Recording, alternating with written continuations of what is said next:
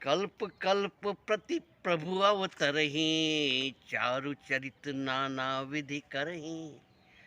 अनेक कल्प होते हैं।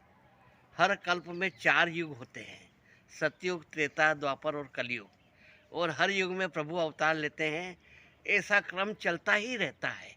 यह कोई पहली बार नहीं है कि भगवान अयोध्या में राम मंदिर बना और उसमें प्राण प्रतिष्ठा कल हो रही है और कल राम आ रहे हैं। ऐसा नहीं है। राम अनंत अनंत गुमानी, तर्क न जाई बुद्धि मन बानी। राम अनंत बताए गए हैं और वह बुद्धि, मन और वाणी के द्वारा ये तर्क में नहीं किए जा सकते हैं कि वह कब आए थे और कब आएंगे। राम अनंत हैं। मतंग ऋषि जब अपना देह त्याग करके देवलोक को जा रहे थे, तब शबरी ने उनसे प्रार्थना की। शबरी के वे गुरु थे। तो उन्होंने कहा कि गुरुदेव आप जा रहे हैं तो मैं किसके भरोसे यहाँ रहूँगी, मुझे भी अपने साथ ले चलो। तब मतंग ऋषि ने कहा नहीं, तुम्हारे चलने का अभी समय नहीं हुआ है। यहाँ पे तुम्हारे को राम दर्शन देने के लिए आएंगे, तब तक तुम उनकी प्रतीक्षा करो। तो शबरी ने कहा राम कब आएंगे? तो क्या राम अनंत है, वे कब आएंगे उसकी प्रतीक्षा करना पड़ती है और वो कभी भी आ सकते हैं। तो क्या आप कुछ तो मुझे बताइए। तो क्या अभी तो दशरथ का जन्म ही नहीं हुआ है। अभी दशरथ जन्म लेंगे, उसके बाद में उनका विवाह कौशल्या से होगा, फिर सुमित्रा से होगा, फिर कैकई से होगा, फिर भी पुत्र प्राप्त नहीं होगा। फिर वे ये पुत्रेष्टि यज्ञ करवाएंगे, फिर राम जन्म लेंगे, उसके बाद में राम बड़े होंगे, उन्हें राज तिलक की घोषणा होगी और फिर वनवास दिया जाएगा।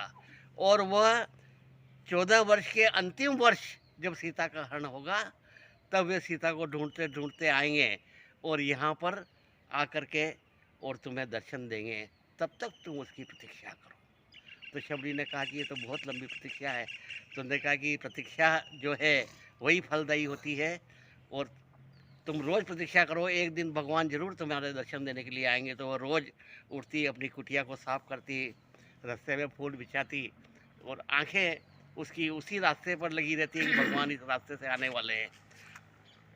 तो वो सब्र जो करती थी उसी को सबरी कहा गया है कि सब्र यदि करते हैं तो भगवान एक दिन उसको अवश्य मिलते हैं। तो एक दिन भगवान उस रास्ते पर चलते हुए आए शबरी की कुटिया में। शबरी ने कहा कि प्रभु आपने आकर मुझे दर्शन दिए। तो मेरे गुरु मतंग ऋषि ने कहा था कि प्रभु आएंगे तो तुम उन्हें बताना कि आप जाके सुग्रीव से मित्रता करें और वे बानरों को भेजेंगे खोज करने के लिए और सीता का पता लगाएंगे। तो मैं यही आपको सूचना देने के लिए अभी तक इतने कई वर्षों से यहाँ पर मैं आपकी प्रतीक्षा में हूँ। तो प्रभु श्री राम ने कहा कि मैं कोई सीता की खोज के लिए नहीं आया हूँ, नहीं मेरा उद्देश्य इस प्रकार इस अवतार लेने का मेरा ये है कि मैं सामाजिक समरसता इस देश में पैदा हो और ये मालूम पड़े कि एक राजकुमार एक भिलनी के घर पे भी गया था और एक निषाद राज को गले लगाया था और एक गिद्ध राज का उन्हें अंत्येष्टि की थी। ऐसे बहुत से प्रकरण हैं, बहुत से कारण हैं जिनके कारण मैं आया था।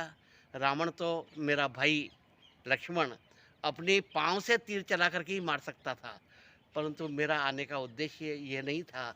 मेरा उद्देश्य तो ये था कि ये जब भी इतिहास भारत का लिखा जाए तब ये कहा जाए कि राम एक क्षत्रिय थे, परंतु एक भिलनी के घर की कुटिया में भी गए थे और उसके झूठे बेर खाए थे। इसलिए प्रभु श्री राम अनंत हैं और वो किसी भी कल्प में हर युग में पैदा होते हैं और रोम रोम में रमे हुए हैं। वे कोई आज आ रहे हैं या कल आ रहे हैं, इस प्रकार की अवधारणा नहीं है। राम तो हमेशा हमेशा है। उन्हें काल में, समय में और स्थान पर बांधना कतई उचित नहीं है। राम तो शाश्वत है और इस भारत की आत्मा है।